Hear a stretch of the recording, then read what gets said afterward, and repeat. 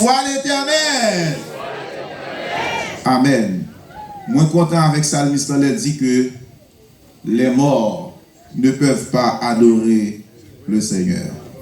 Aux responsables de la programmation et qui ont jeté leur dévolu sur moi pour être le porte-parole du Seigneur pour ce jour-là.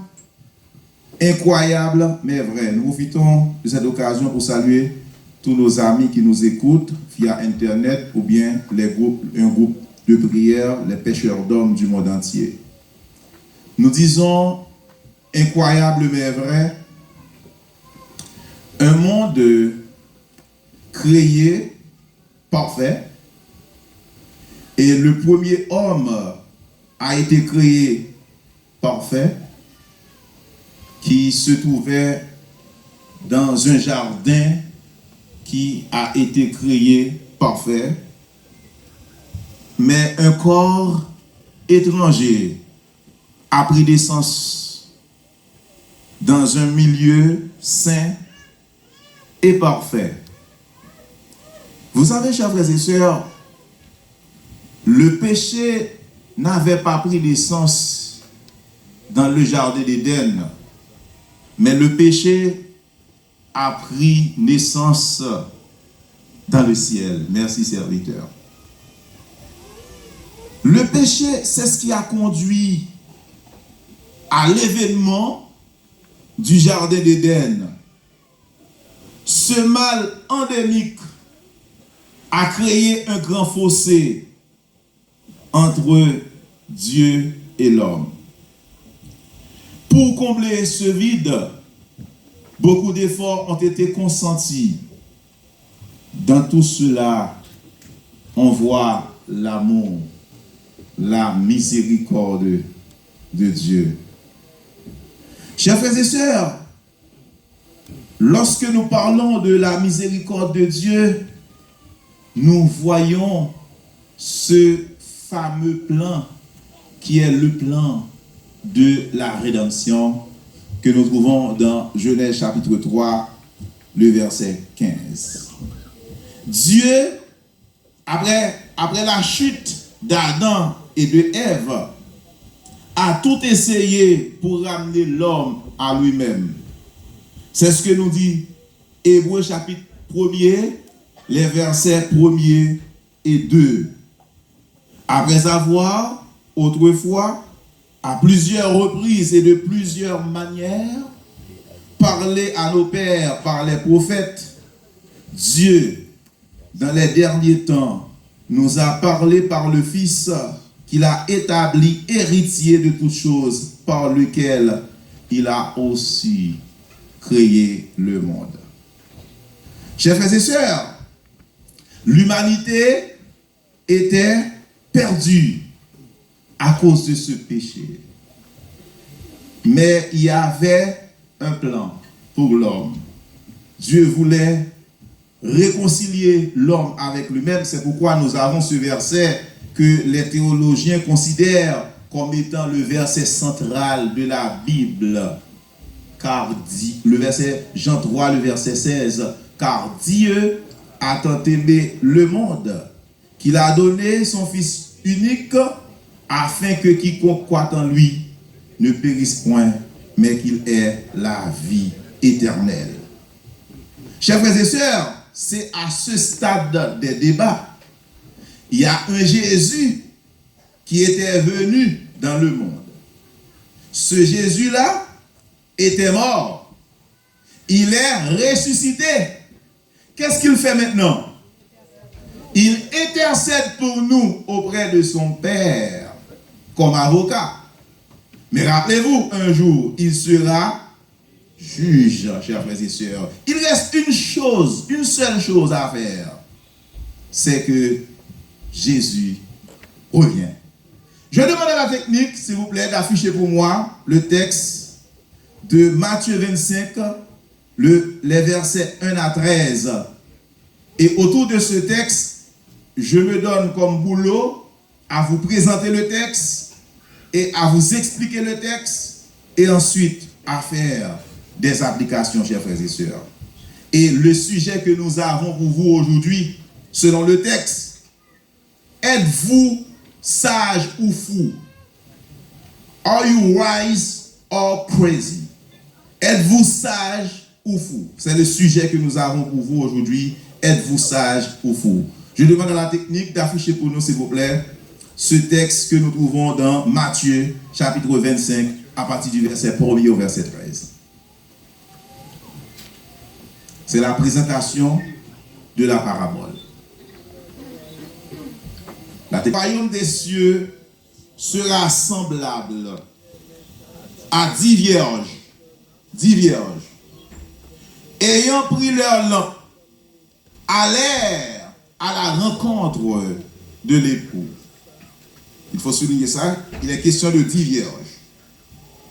Et ces 10 vierges avaient un grand rendez-vous. Elle avait rendez-vous avec qui? Avec l'époux. Ça, nous devons souligner ça, chers frères et sœurs. Il est question de 10 vierges, mais les 10 vierges avaient rendez-vous avec l'époux. Et le récit nous dit, parmi les 10 vierges, c'est ça le contraste, chers frères et sœurs. C'est ça que nous devons nous souligner matin, 10 vierges, mais parmi les 10 vierges, il y a un contraste. Quel est donc ce contraste? Parmi les 10 vierges, 5 d'entre elles étaient folles et 5 étaient sages. Êtes-vous fou ou sage? Êtes-vous sage ou fou? C'est la question ce matin. Eh bien, laissez-moi vous dire quelque chose. Les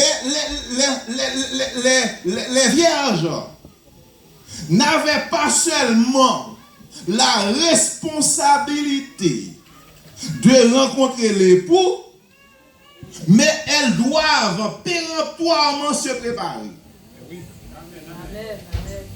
N'est-ce pas? Et ici, nous voyons que ce qui s'était passé, les folles en prenant leur lampe ne prirent point d'huile avec elles. N'est-ce pas? Je ne vais pas encore expliquer. Je vais lire seulement le texte. Mais les sages prirent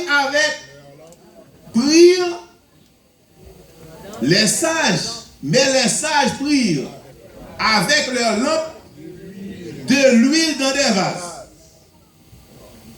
Il est question de lampe, il est question de vase. Amen. Et ensuite, comme l'époux, moi-même, si vous avez une Bible qui vous appartient, j'aimerais que vous souligniez cette partie. Amen. Amen. Comme l'époux tardait. Amen. Et tout s'assoupir et s'endormir. Au milieu de la nuit, on cria. Voici l'époux aller à sa rencontre. Amen. Alors, toutes ces vierges se réveillèrent et préparèrent leurs lampes.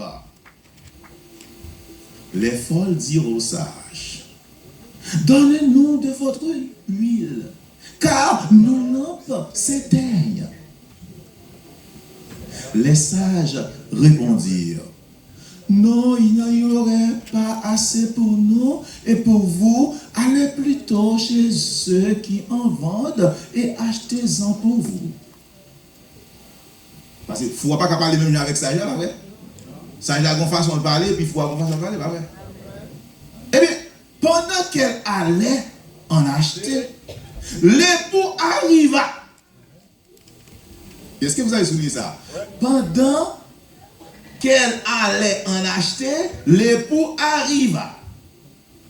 Celle qui était prête entrait avec lui dans la salle des noces. Et la porte fut fermée. La porte fut fermée. Plus tard, les autres vierges vinrent et et dire, Seigneur, Seigneur, ouvre-nous. Et ensuite, mais il répondit. Il remplace qui ici? Il répondit. Il répondit. Je vous le dis, en vérité, je ne vous connais pas.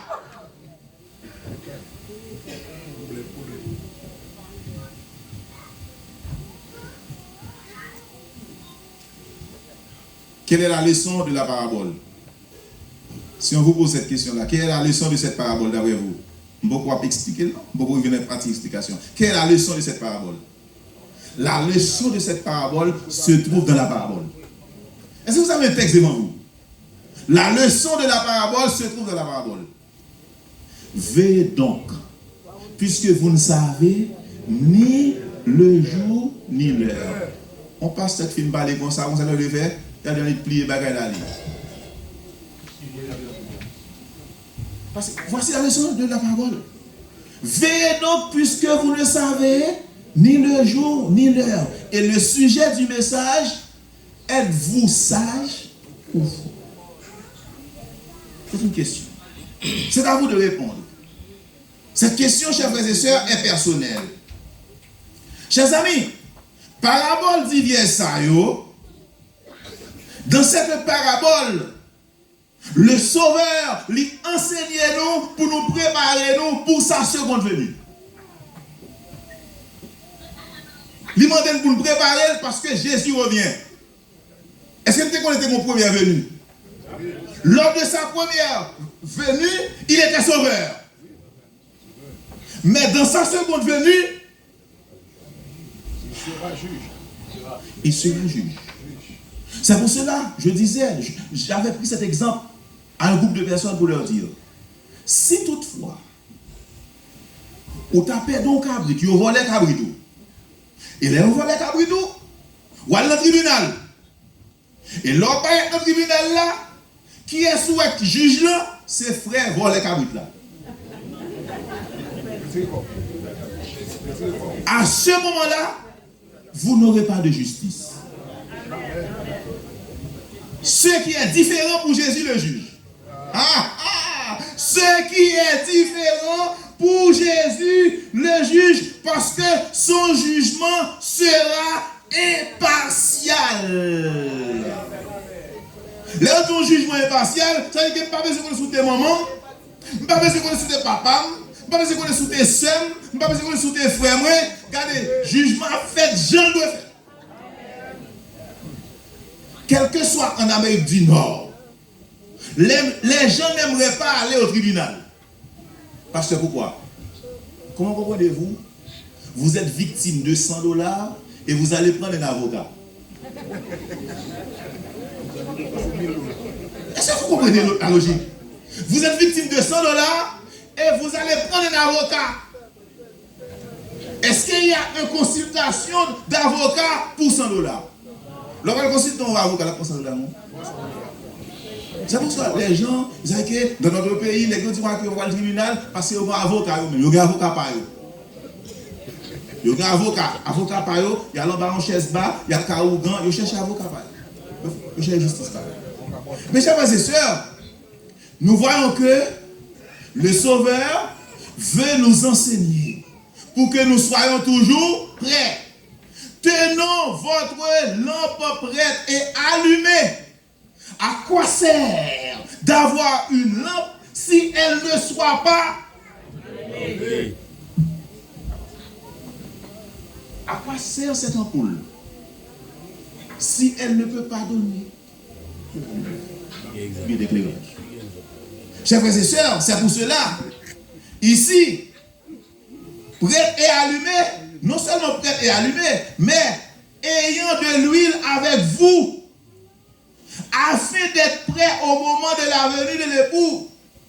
Ce conseil, chers frères et sœurs, lui renvoyait à parabole là, des 10 vierges, qui illustrait de la façon dont nous devons nous préparer pour la seconde venue de Jésus-Christ. Êtes-vous fou ou sage? Are you wise or crazy? C'est une question personnelle. Chers frères et sœurs, ici, quelques explications rapides que nous allons voir des paraboles là. Ici, nous voyons que les 10 vierges, il était coutume chez les Juifs que l'époux, pour qu'il soit capable de rendre le soir chez l'épouse. Vous connaissez que les demoiselles d'honneur, alléluia, ils ont assisté la jeune fille à l'annonce de l'approche de l'époux. Ces demoiselles d'honneur, ils ont été sorties, chaque, avec lampe pour faire qui ça? Pour éclairer chemin vers la maison côté que tu as déroulé noces là. Dans cette parabole, les vierges représentent, alléluia, les membres de l'église. Est-ce que vous voyez? Dans cette parabole, les vierges représentent les membres de l'église. Pasteur, si dans cette parabole, les vierges représentent les membres de l'église, cela veut dire que à l'église, il y a des fous et des sages. Je prends mes propos. Si les 10 vierges représentent les membres de l'église, alors que parmi les 10 vierges, il y a... Parlez avec moi, il y a... C'est à dire que, à l'église, quand je parle d'église, je ne parle pas d'une assemblée particulière, mais je parle de l'église en général. À l'église, il y a des fous et des sages, mais la question qui se pose aujourd'hui, êtes-vous des fous ou des sages? Chers frères et sœurs, l'époux dans la Bible, c'est l'image d'un mariage qui sert à représenter la venue du Seigneur. Je demande à la technique d'afficher pour moi Ésaïe 62, le verset 5. Très rapide, parce que nous avons la Sainte Seine. Ésaïe 62, le verset 5. Amen. La technique n'est pas encore prête. S'il y a quelqu'un qui peut lire. Yes. Amen. Amen. Amen, chers frères et sœurs. Le texte est clair. Nous n'avons pas besoin d'avoir explication parce que nous pressons. Je regrette. Est-ce que la régie n'est pas là? Ok. Maintenant, je demande à la régie, si elle est encore là, d'afficher pour nous Matthieu 22, verset 1er à 4. Matthieu 22, verset 1er à 4. Bien sûr, merci. Soyez avec moi. Jésus, prenant la parabole, leur parla de nouveau en parabole. Je n'ai pas eu le temps de vous expliquer c'est quoi. Vous savez déjà c'est quoi une parabole. C'est une figure que Jésus a l'habitude de prendre pour expliquer ce qui se passe dans son royaume. C'est une illustration. Jésus, prenant la parole, leur parla de nouveau en parabole et il dit: le royaume des cieux est semblable à un roi qui fit des noces pour son fils. Êtes-vous prêts pour le festin? Et maintenant, il envoya ses serviteurs appeler ceux qui étaient invités aux noces, mais ils ne voulurent pas venir. C'est ce que nous faisons là, oui. Nous appelons les gens à venir à Christ, mais ils refusent. Amen. Mais c'est, regardez, plutôt mon raton à avion, mon pas raté rendez-vous Christ là. Et le retour de Christ, chers frères et sœurs, est imminent. Ou accepter la vie, ou pas accepter la vie, ou convertir la vie, ou pas convertir la vie. Amen.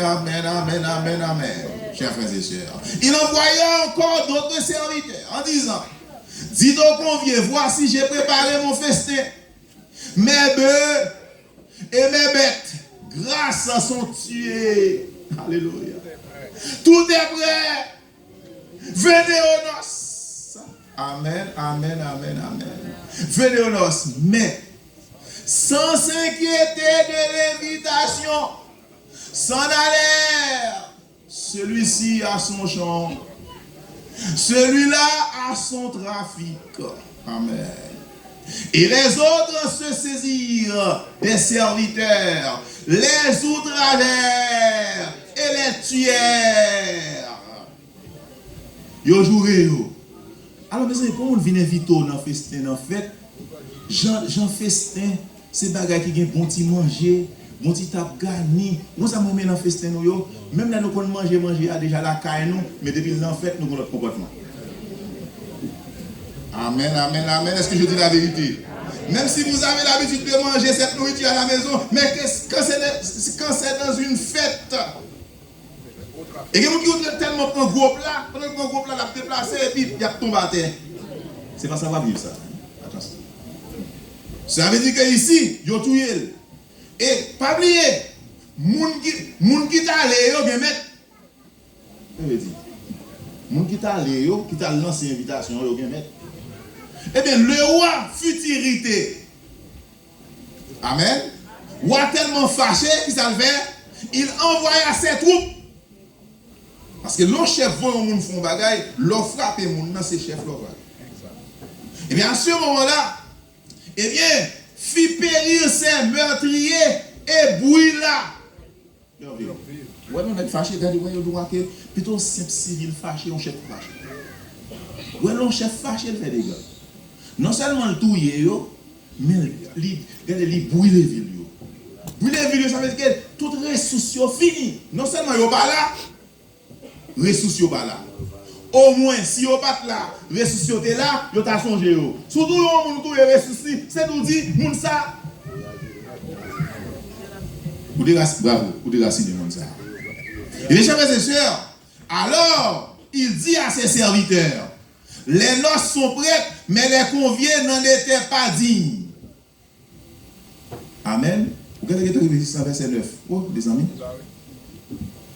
Il dit, allez donc dans les carrefours et appelez aux noces tous ceux que vous trouverez. Voici l'appel universel que Jésus a pu faire cette déclaration dans Jean chapitre 1er, le verset 12. Je suis venu chez les siens et les siens ne m'ont point reçu. Ceux qui croient en son nom.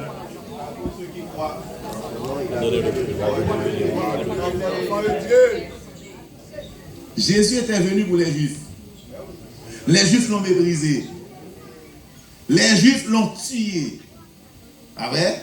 Mais de tout ce qu'on... Il y a un proverbe en créole qui dit tout ça jeté par mépris ou ramasser par besoin. Amen. Amen. Le Christ c'est un passage obligé. Mais à la dernière seconde de votre vie, vous aurez besoin de Jésus. Amen. Même à la dernière seconde de votre vie. Mon qui propose athée vous dit pas que mon Dieu, que vous frappez les autres pieds, vous dit mouche mon Dieu. Ce sont des hypocrites. Chef, nous quittons le texte pour comme j'ai arrêté le texte là, on allait rapide. Chers frères et sœurs, nous avons coupé dans ma route. Et bien nous, texte ça expliquer nous. Mais pour bagaille, est-ce que c'est pas parti ça? Monsieur, vous avez aidé moi dans le texte ça, parce que je fais résumer, parce que je ne vais pas temps. Monsieur, est-ce que c'est pas dans le texte ça? Lorsque nous venons vrai, amen, nous venons vrai, et puis il y a eu une inspection. Bravo, pasteur! Il y a eu une inspection. Tous, regardez, l'appel est universel. Allez dans la ria, prenez un cobé, prenez des chirés, prenez un monde qui va baigner. Amen, amen l'église. Qui ça? Allez dans la ria, prenez un monde qui va baigner, prenez un monde déchiré, prenez un monde qui va parler, faites venir dans nos là. Maintenant, à ce moment-là, l'appel devait universel. Quel que soit mon revenu. Amen. L'appel depuis c'est universel. Où sont volés cabrites? Où sont volés cochons? Où sont volés bœufs? Mais leur vie, bœuf la pas dans mon. Amen, amen, amen, amen. Matthieu 11, verset 28. Venez à moi, vous tous qui êtes fatigués. Je vous donnerai. Mais il y a une chose que le texte n'a pas dit. Le texte a dit comme ça que il y a une inspection qui a fait et puis il y a un petit bonhomme qui n'a pas gagné habit dans ça sur lui. Comment on le fait là? Vous êtes invités vraiment, mais vous devez avoir l'habit de noces. Mais regardez un petit bonhomme qui n'a pas gagné habit dans ça, il dit, what are you doing now? Qui sont fait là? Sont fait là? Et puis, ce qu'on est passé, il prend monsieur, il va jeter dehors, côté Graguerre, la manger dedans. Mais, texte n'a pas dit un bagage qui existait vrai, c'est que même les tout le monde est invité, mettez bon côté pour passer pour le ou à bien. Amen, amen, amen, amen, amen, amen, amen, l'église. Amen, amen, amen, amen, l'église. Même si vous prend tout le monde dans l'église là, j'ai l'impression, si pasteur c'est fort, on a pris là une cigarette, là vous mettre en cigarette ou amis. Il pas mettre dehors cigarette ou. La pensée yo, qu'on y a là pour la cigarette là, vini. Mais là vini, il faut que épuration, chers frères et sœurs. En pile monde voulait venir l'église mais vous pas de décharger yo. Yo pas voulait la charge là à terre, yo raconter cette illustration de cet homme, de cette femme qui était sorti à 15 corps pour qui moun Pétionville. Ça veut dire qu'il est sorti avec un charge sous tête lui. Et puis bon monsieur qui va marcher à terre, a marché à pied à terre, a marché comment à pied.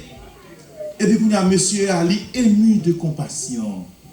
Il prend dame dans, il dit moi et puis on les moun ça tellement pour charge loup. On ne sait pas n'importe qui a levé charge ça non. Loup et puis sous tête lui. Et puis ça passe dans ça, et puis il fait monter derrière le pick-up là. Le chita derrière le pick-up là, ouais. Les messieurs a gardé dans le rétroviseur, lui ouais charge à tout sous tête. Madame non. Mais ils font comme une machine non, pour le poser question pour dire dame non mais ou méchant. Et pour charge là bon libre. Si on a marché comme ça, pas bon libre. Quand ça dame répond monsieur là, il dit non, c'est monter par au libre ou pas de bail charge là au libre. Frère Maxime, les Christ prennent nous, ils prennent nous à toute charge.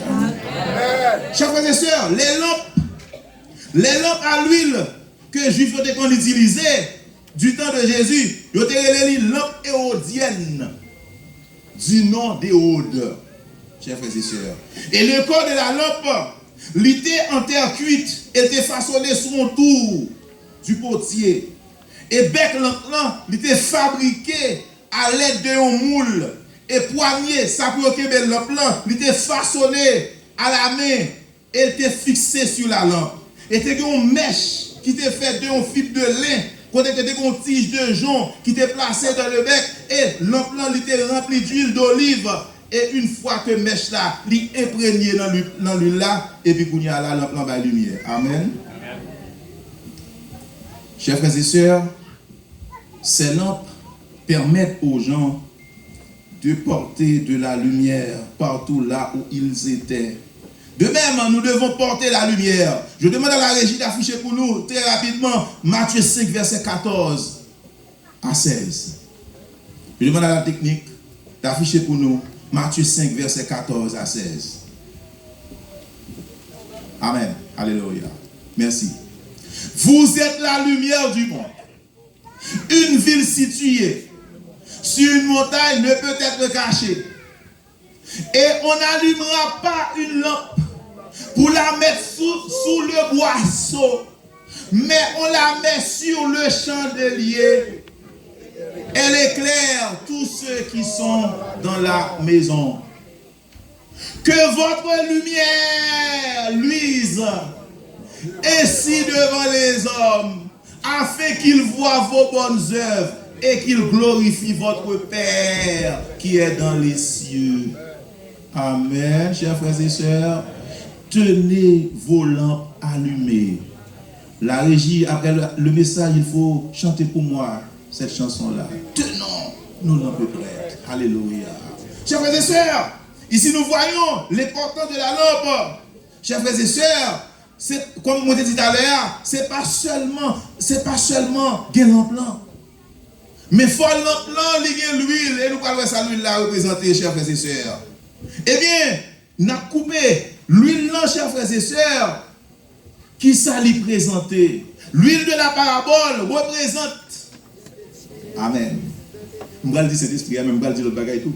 L'huile de la parabole représente notre foi, notre témoignage, notre pureté, notre consécration, nos bonnes œuvres, notre respect des alliances, toutes les manières, le Saint-Esprit dans notre vie. Un corps sans Saint-Esprit, c'est un corps mortel. Amen, amen, chers frères et sœurs. Parce que si le corps n'a pas Saint-Esprit, à ce moment-là, chers frères et sœurs, vous avez l'habitude de voir des gens qui sont venus à l'église, je ne dis même pas comme des robots, parce que les robots reçoivent de l'instruction. Il y a un remote control. Mais qu'est-ce que je veux dire? C'est comme le banc. C'est comme un morceau de pierre. C'est pas n'importe quelle pierre, mais bon, la caméra lit roche galette. Il y a une différence entre un roche tif avec un roche galette. Un roche tif, soumettez de l'eau, la absorber de l'eau. Mais tandis que roche galette là, nous connaissons le roche pierre. Ou frappe mon bâton là dans le coin, il bon fait. Roche santé, mais tout il n'est pas boire de l'eau. Chers frères et sœurs, quand vous êtes à l'église, vous devez avoir un cœur perméable, non imperméable. Ça veut dire vous laissez imprégner par le Saint-Esprit de Dieu. Amen. On n'est pas venu à l'église pour voir les gens. On n'est pas venu à l'église pour entendre de beaux discours. On n'est pas venu à l'église pour danser seulement. Mais on est venu pour nourrir notre âme, pour nourrir son âme. Ça veut dire que l'on vient de l'église là, sous tes vignes l'eau, l'on tourne, c'est pour tourner léger. Amen, amen l'église, samedi là, sous tes vignes l'eau, l'on va tourner. C'est pour ça tout léger. Chers frères et sœurs, les vases de la parabole, alors les vierges, n'ont pas pu partager leur huile avec les vierges folles. Parce qu'il était possible de partager l'huile de la préparation spirituelle. Il était possible de partager le Saint-Esprit. Chaque personne devait avoir son compteur. Branchez sur votre compteur. Parce qu'à un moment de la durée, le pasteur ne sera pas. À un moment de la durée, les diacres ne seront pas. À un moment de la durée, les compagnons des genoux ne seront pas. Mais c'est votre évangile. C'est ce que vous avez reçu. C'est l'onction que vous avez reçue du Seigneur. Alléluia. Amen. L'onction que vous avez reçue, c'est à vous, n'est-ce pas? C'est votre moment, c'est votre temps, parce que les lits téléphoniques sont occupés. Pourquoi j'aime dans un moment difficile? Vous cherchez tous vos amis, mais ils ne sont pas disponibles. Mais le Saint-Esprit, le Dieu vivant, dit: appelez-moi au jour de la détresse. Évoquez-moi. Alléluia. Alléluia.